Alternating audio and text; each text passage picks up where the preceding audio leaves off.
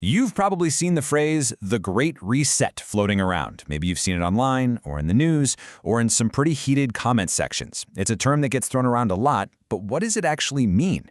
Well, that's exactly what we're going to unpack right now. So, where do we even begin? To get to the bottom of this, we're going to go straight to the source, the official proposal from the World Economic Forum, and then we'll dig into how that proposal just exploded into one of the biggest, most talked about controversies of our time. And really, this is the core question, isn't it? On one hand, it's pitched as this grand blueprint for a fairer, more sustainable future for everybody. But on the other hand, it's seen as a blueprint for something, well, something far more controlling. Two completely different reads on the very same idea. Okay, so first things first, let's get into the official proposal. Where did this all come from? It actually started with the World Economic Forum, the WEF, as their proposed response to the global crises that hit us all back in 2020. Now, the big idea, the engine behind the Great Reset, is this concept called stakeholder capitalism. And what's really key here is the shift it's proposing.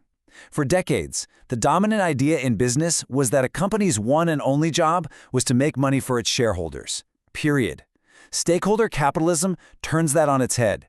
It argues for a much broader responsibility to your employees, to your customers, to society, and to the planet itself. The WEF then breaks this big idea down into three main goals. First, governments should guide markets to produce more equitable results. Second, all those big investments, both public and private, should be aimed at shared goals, like building green infrastructure. And third, we should be using all the amazing innovations from what the WEF calls the Fourth Industrial Revolution, we're talking huge leaps in AI, robotics, biotech, to tackle major public health and social problems.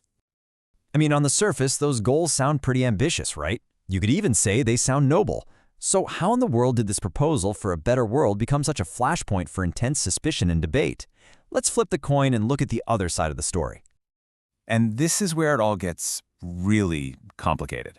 Almost as soon as the WEF announced the initiative, a powerful, completely different story began to form online, one that totally transformed the public's perception of what the Great Reset was actually about. And boom, this one quote became the viral symbol for the entire controversy. Now, it actually came from a 2016 promotional piece by the WEF that was just trying to imagine what life could be like in 2030.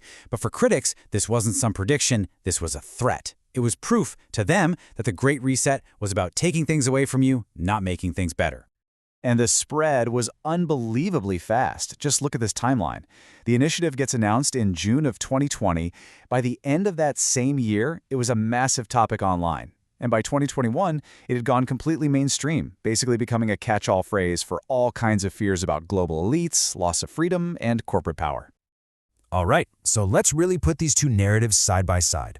It's the only way to see just how wildly different the interpretations are. We'll compare the official goals we just talked about with the claims made by the critics. So when it comes to the economy, everything hinges on that word reset. The WEF says it's about reforming and improving the systems we already have.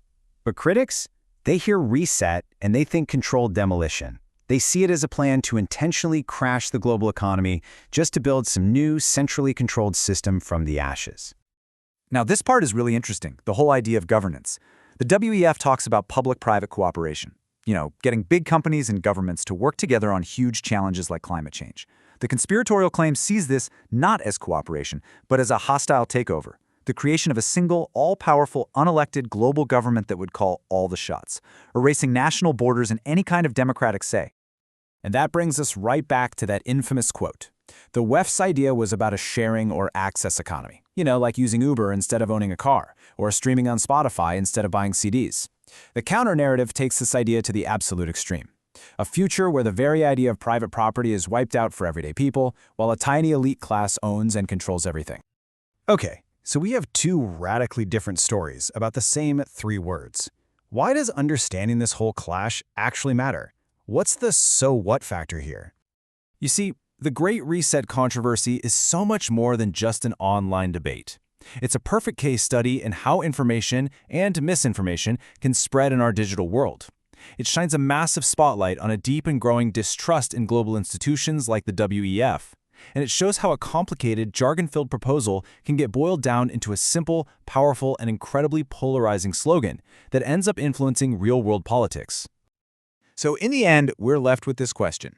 Is the Great Reset a genuine blueprint for a better world that was just communicated poorly and was easily twisted?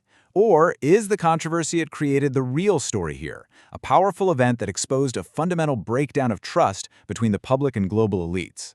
That's really the core tension to think about.